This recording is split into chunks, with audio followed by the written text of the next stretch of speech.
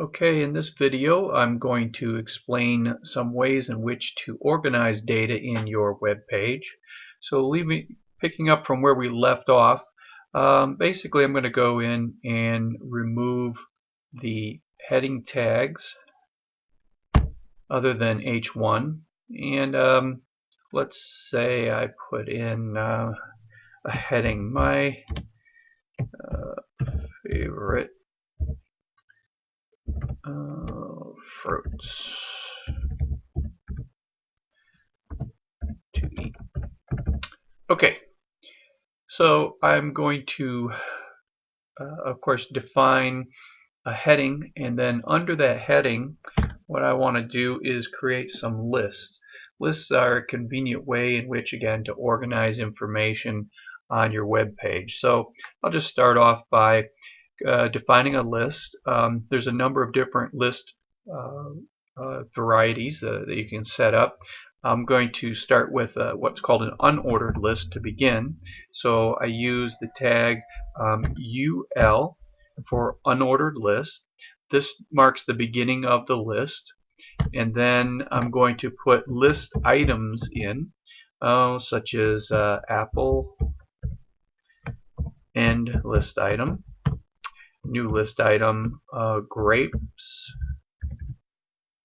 oops,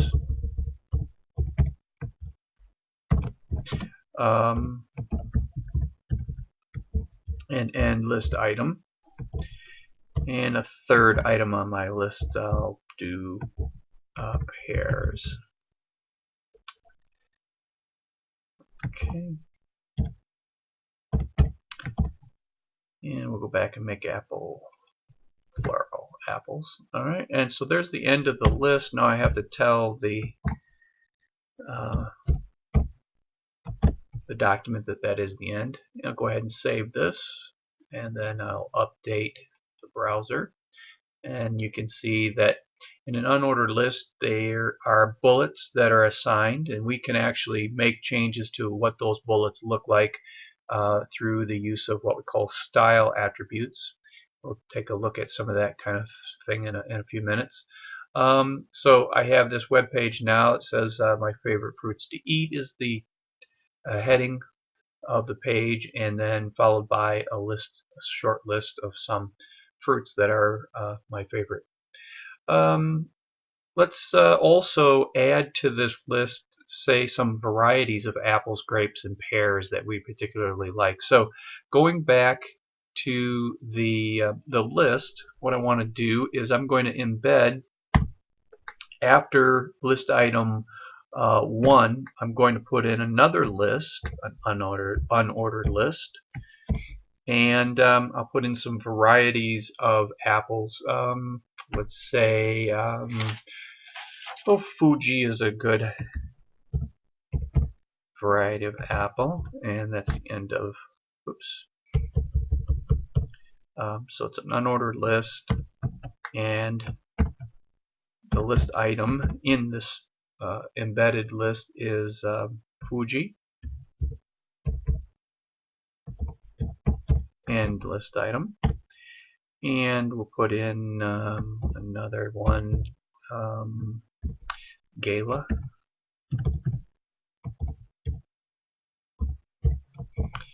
Alright, that's good for apples. We'll keep grapes. Oops, I'm sorry. We need to end the list there.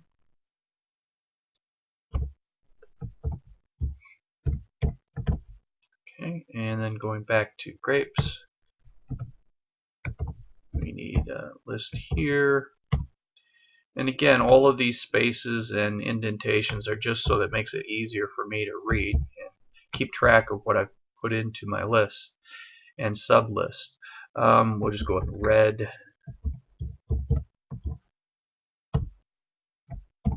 and white. And then finally we have the pear varieties. Again, I forgot to put the ending of that embedded list. And we'll put in one more. let's see, Bartlett.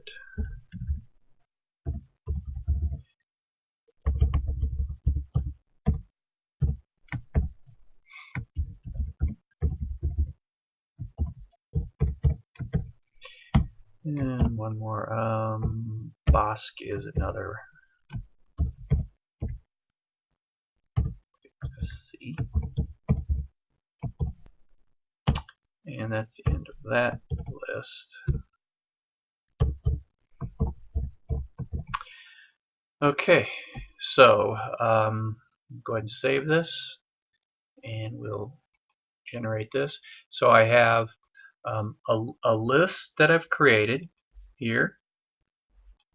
Here's the beginning of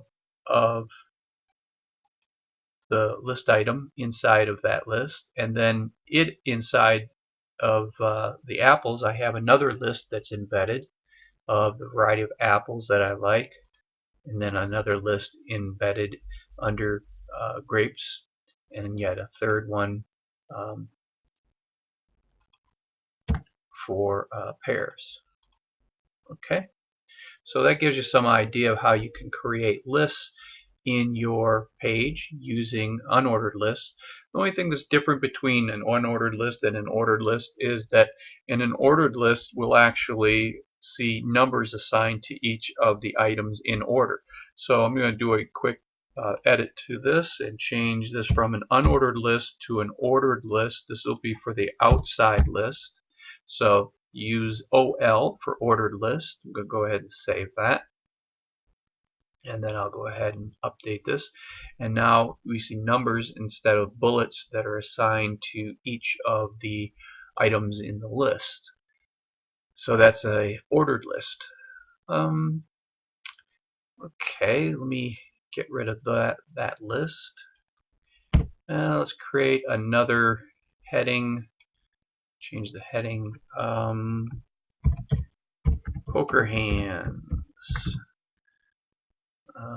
Okay, under the poker hands title, I'm going to make yet another type of list. This is called a definitional list, and it has a tag DL for definitional list. This will start the list, and then I'll have /DL to end the definitional list. And then inside the definitional list I have definitional terms. My first term will be, let's do it from the highest hand down. We'll do 5 of a kind.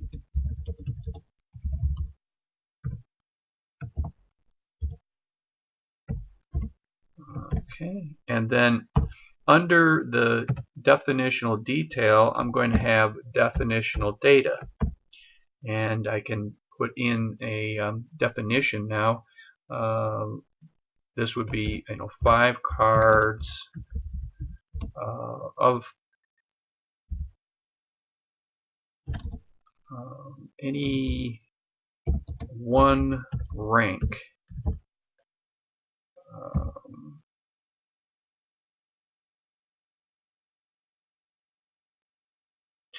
When using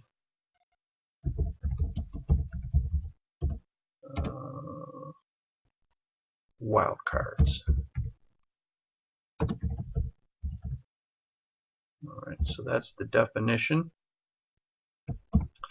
That's the end of the definition data. Okay. And then we'll put in one more. We'll do definitional term, and we'll do straight flush.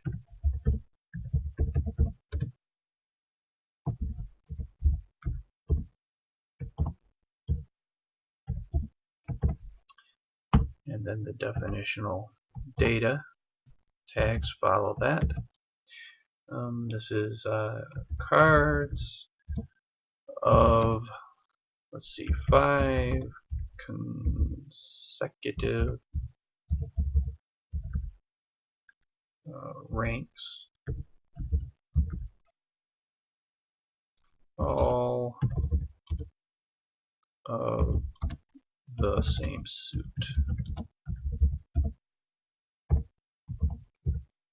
And that definition. Okay, so you get the idea. We can continue this on for the different ranks of a poker hand. Let's go ahead and save this and update our browser now so we can see that. So we've changed again our heading to poker hands, and then we have a definitional term, and then the definitional data that follows. It's automatically tabbed in from the definitional term. Now you notice that the term itself doesn't have any embolden characteristics. We could go back and put those in ourselves by just going in and putting in B and end B in front of each of the terms. End B. And maybe this has a better look to it like this, where you have sort of highlighted the term, and then underneath it you have the definitional data that follows. Okay, so those are using lists. The next kind of organization is a little more involved, and they are called tables. So I'm going to go ahead and delete this, and we'll go back to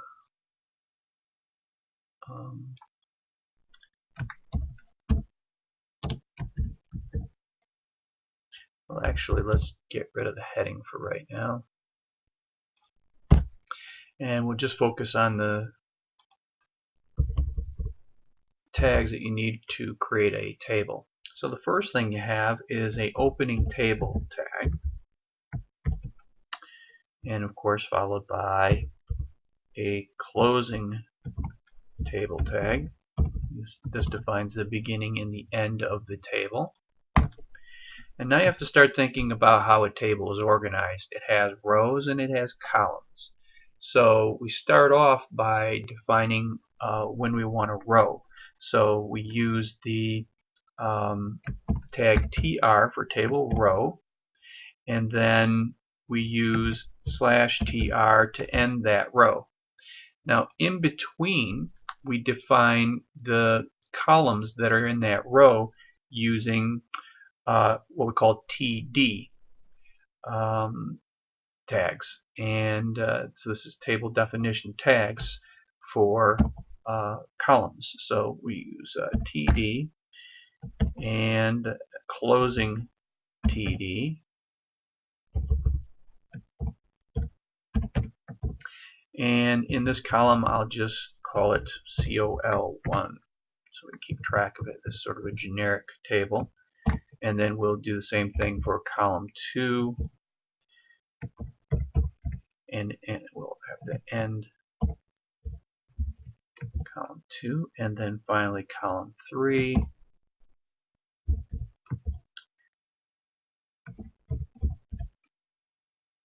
and end column 3.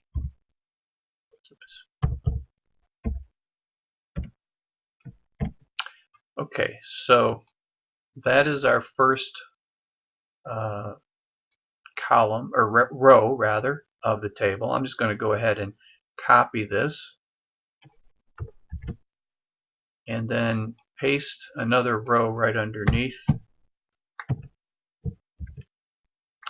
and this will be again row 2. Column 1 will have, or column 2, or column 1 of row 2 will have letter A, then we'll have letter B, letter C. Okay, and then I'll copy this row again, and I'll paste that underneath. This will be row number 3. Column 1 will have the number 1 in it. Column 2 will have the number 2 in it. Column 3 of row 3 will have the number 3 in it. Alright, I'm going to go ahead and save that. And now update my browser, and I can see the organization in columns and rows of this sort of generic data. Sometimes when working with tables, it's good to be able to see the organization of the rows and columns with an outline. So you can create a border around each cell of the table, which again helps with sort of visualizing what you're doing. I'm going back to the table tag, the opening table tag, and I'm going to put in an attribute, and this attribute is called border. And I'm going to make border equal to 1. In this case, 1 represents pixels or picture elements, which we'll be talking about more detail about that later.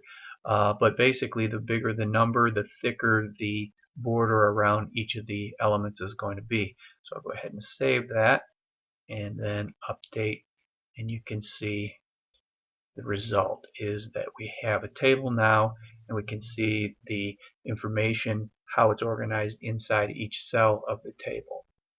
Okay. All right, so basically we've been creating our pages using these various techniques with lists and tables. As we continue on, what we want to do is, instead of adding more tags, what we want to do now is we want to focus on modifying the tags that we already have.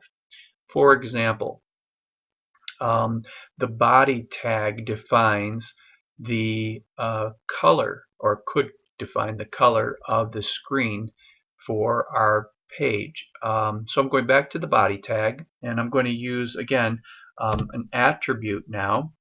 So you define it inside of the opening tag, and use the word, in this case I'm going to use the style tag, and I'm going to set equal to quote quote. Inside the double quotes I can define different style information. For example, I might want to change the background color, and so I type in background hyphen color, and then I can specify a color a number of different ways. I'm going to use just the word blue, and then save this so you'll be able to see the effects that that has. So I've changed the background color of my web page now to blue, and if I want to change it to, let's say, another color, yellow, just change the name and refresh. Okay.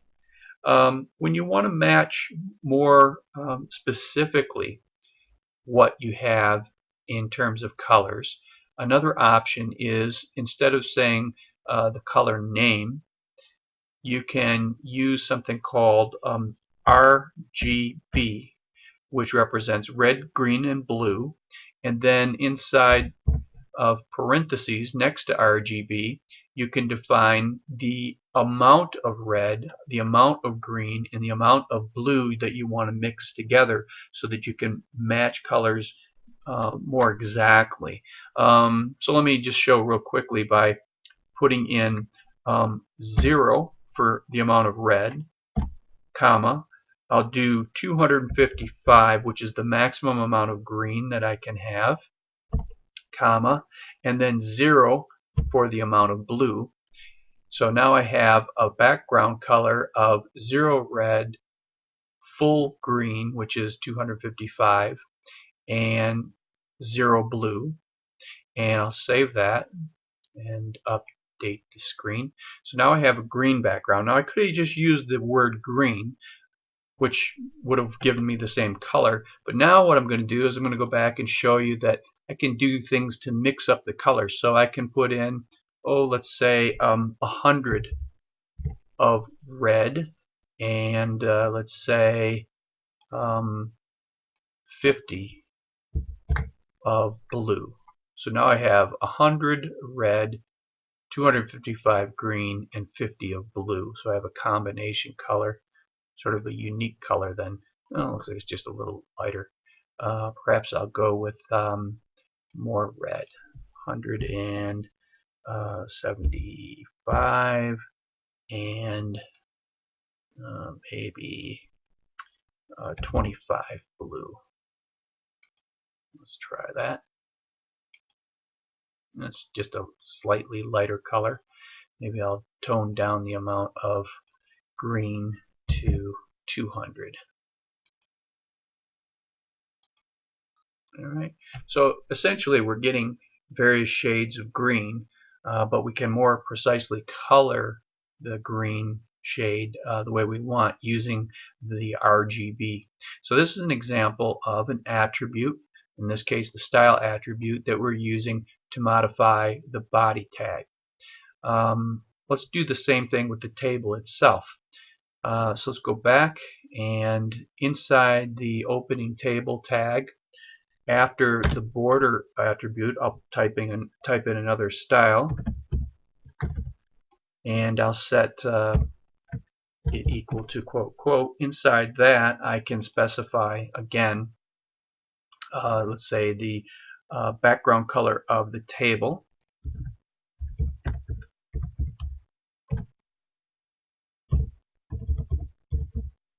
and I'll just use a word. I'll use blue. Alright, so the background color of the table now will be blue. Okay, and if I want to change the color of the text inside the table, I'll go back to the style tag, or the style attribute, and after background color blue, I'll put in a semicolon, and I'll put in just the word color, which affects the color of the text, and I'll make it white. I'll save this, and we can update the screen. Okay, and so now we've changed the text color. The final thing I want to do is I want to control the position of the table on the screen. And there's a number of ways I can do this.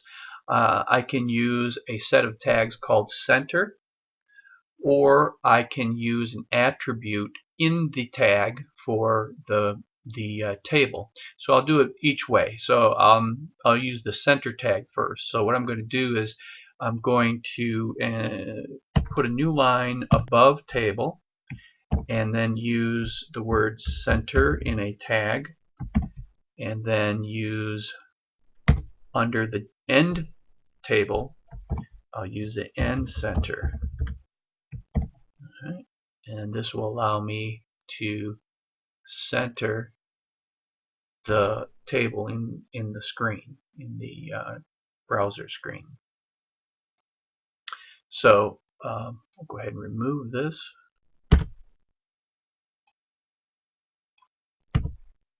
Update this. Goes back to the left automatically. So that's what the default setting is, or position is. So I'll change it one more time. This time I'll use the style attribute to make the change. So inside, this is again inside the style attribute of the opening table tag, I'm going to use, let's see, margin. And I'll set margin to automatic, semicolon. So between each of the attribute or the properties of the style attribute, I have to use semicolons. So now I've set the margin to auto, and this will basically achieve the same thing. Centers it in the middle.